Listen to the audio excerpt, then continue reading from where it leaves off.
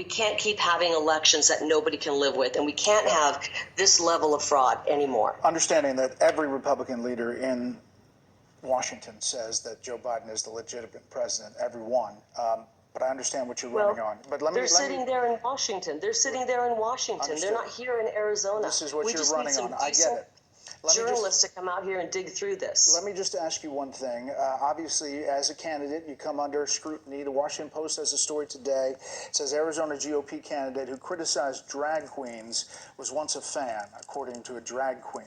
This is the quote. Arizona GOP gubernatorial candidate Kari Lake, who has attacked drag queens as dangerous to children, attended the shows of drag queen Richard Stevens for more than 20 years and once hired him to perform at her home. Do you care to address that? I do care. I actually do care to address that, and I'm really shocked.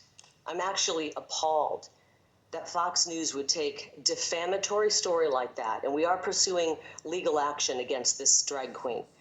I'm appalled that you would bring that up when you have not talked about our stolen election. You failed to talk about it. We just spent 3 questions, Ms. Lake, talking about this. I just asked you a number of questions about it. I played the Arizona House Speaker. This is the first of it. Let's address this story that's in the Washington Post. Every candidate takes tough stories. I'm asking you to respond to it if you'd like to. I'm happy to address it, but I'm really disappointed in Fox. I thought you were a little better than CNN. This is a person who I covered for decades, 20 years, and he's never been in my home. He says he's been in my home for a drag show. That's ludicrous. He's never been in my home. He's lied. We tried to serve him defamation papers, and he's so shady that we can't even track him down because he's not even welcome at the places that he works. I'm sorry, but this is the last question I'm going to ask. What about these pictures of you with him, Richard Stevens?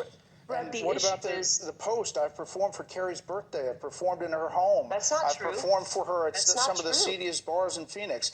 I don't want to ask these questions. I asked you to address them. Actually, I think you do want to ask them, but you don't want to ask about 2,000 Mules.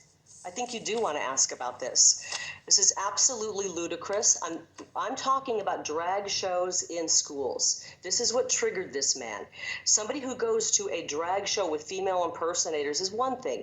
We don't want our tax money going into drag shows at school. Okay, I understand what you're making a difference there, but you're saying his allegations are wrong, is what you're saying. Yes, I am.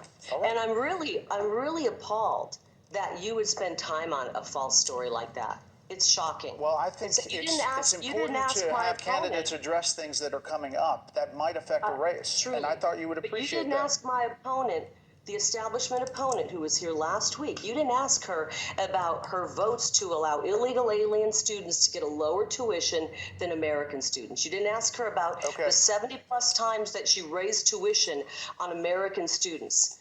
You didn't ask her any tough questions. That's and here you have me on, and you try to bring a defamatory story out. It's really sad. I thought there was hope. I really appreciate your time. We thought we'd address all issues that are on the table. That is one of them being covered today. We thank you, and we'll cover the primary August 2nd. Please send reporters out to cover this corrupt election. We would appreciate it. Thank you. Up next, the panel. What a fucking tool.